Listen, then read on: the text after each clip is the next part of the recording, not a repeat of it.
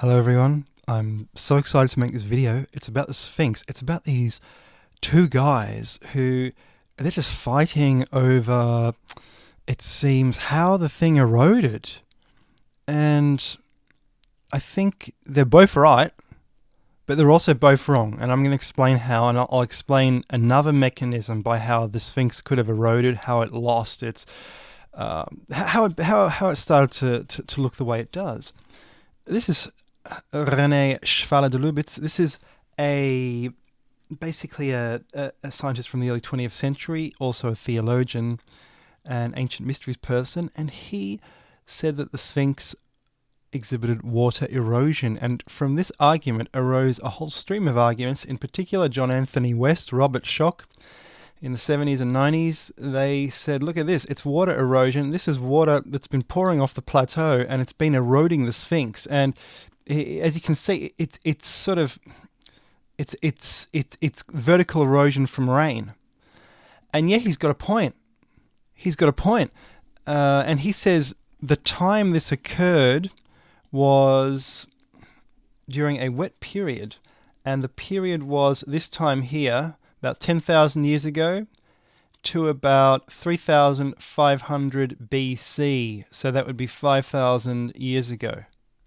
And this was a wet period. This was the Green Sahara. This was a dry period like today. And this is a dry period like today. The entirety of Egyptian recorded history, it seems to start with the dry period, about 3,500 or between 3,500 and 3,100.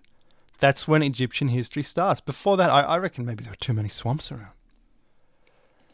And you look at this image. This is the Sphinx, obviously. And you see this is horror, and this is what Robert Schoch argues. Robert Temple argues in just a brilliant book. This is the book, The Sphinx Mystery, one of the best books I've ever read, highly recommended. Temple is an absolute genius. I haven't read all of his books, they're quite long, but he is a genius, par excellence. And he says Schoch is wrong, which is interesting because Schoch is also a genius. And Temple says, look, there is an enclosure here surrounding the Sphinx. The Sphinx is in a kind of, it's in a hole. This is what happened when they dug the Sphinx up. And look, if Egypt is in a dry period, it's always going to be covered, this always is going to be covered in sand, this whole area. And before they dug it up, it looked like that. It's so interesting. And he said, look, this is how it eroded. They filled this with water somehow, and this was lapping up against the Sphinx, and this eroded, and the wall of this eroded. And I think this argument, in some ways, is slightly better than the argument of Robert Schoch, but in some ways it's not as good. Temple said Robert Schoch's argument is no good because whoever heard of a civilization in 7,000 BC? Robert Schoch says, well, look at Göbekli Tepe. Temple says this is all erosion from a lake. And Robert Schoch says, look, the lake, there couldn't be a lake here. It would have leaked out through the walls. There's all these holes in the side of the Sphinx Enclosure. How is this going to store water? And so there's this online argument. It's mainly Schoch responding to Temple's book. I think they're both right and they're both wrong. And let's have a look at this. This is one reason I think they're both right and they're both wrong. This has erosion on a lower layer. This is a tomb of Khentkhawes, possibly related to Menkore somehow. Possibly a mother or a daughter or something like that. And it appears what's happened is this is primordial, as old as the Sphinx. This is Old Kingdom stuff. Look, it's almost this polygonal Inca type stuff here. There it's a mess. I don't know what's going on. And so these people have built on top of something primordial. I suggested in a video from 6 months ago, this is the second Sphinx, which it's been converted into a tomb. Because it opposes the Menkore pyramid, just like the Sphinx opposes the Khafre pyramid. And look at the erosion. There's erosion here without any enclosure around it. There's no Sphinx enclosure here. So I think for that reason, Temple is wrong. It wasn't an artificial lake around the Sphinx. It was a huge lake, a huge swamp around the entire Giza plateau, and the Giza plateau was an island. And here's another thing.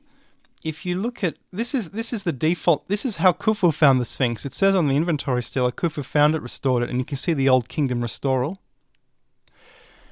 This is how it was found in the New Kingdom. The Middle Kingdom also found it like this. They dug it up and they recarved it. The New Kingdom found it like this, and one of the pharaohs put the dream stealer in front of it, and then it filled in again. It can't stop filling in. It can't stop filling in because of the Sahara Desert. You need a green Sahara Desert. So it means it was carved in probably in a time when the Sahara Desert was green, either in this period here or an earlier wet period in Egypt. And it can't erode like that if it keeps filling in. So we're looking at this time period for the erosion of the Sphinx. 10,000 years ago to about 5,000 years ago. So Schoch is correct in that respect. So it must have been a huge primordial swamp which eroded many of the structures on the Giza plateau. And there's a precedent for this. This is Lake Moiris. It now has a different name, the Faroon Lake, the Pharaoh Lake. And in the New Kingdom, it's very interesting. Sorry, in the Middle Kingdom, a pharaoh built 2 pyramids on an island in the middle of this lake. I think he was copying Giza. There must have been some ancient memory that the Giza Plateau, the whole Giza Plateau was once an island. It's 50 foot above the rest of the landscape. It's above the Nile River. It was an island. And during those huge ancient rains, as Robert Schoch described them, the lake filled. And Giza was like this.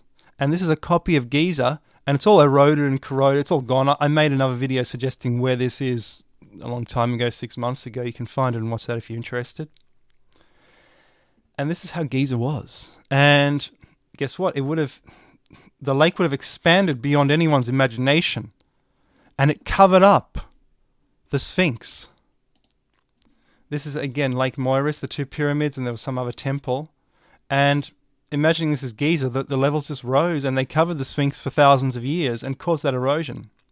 And it would have looked something like this for thousands of years. There would have been a lake related to the Nile around the Sphinx, eroding it. Horizontal erosion caused by water, caused by standing water. Horizontal layers, not the vertical lines that can only be accompanied by rain erosion. Because the Sphinx don't have that. Only the walls have that because of water washing off the plateau. And this is from a Jules Verne book about a Sphinx in Antarctica. It's funny how fiction sometimes parallels possible reality. Guys, thank you very much. Don't forget to subscribe, and it's so much fun doing these vids. I'm going to keep going. Thanks.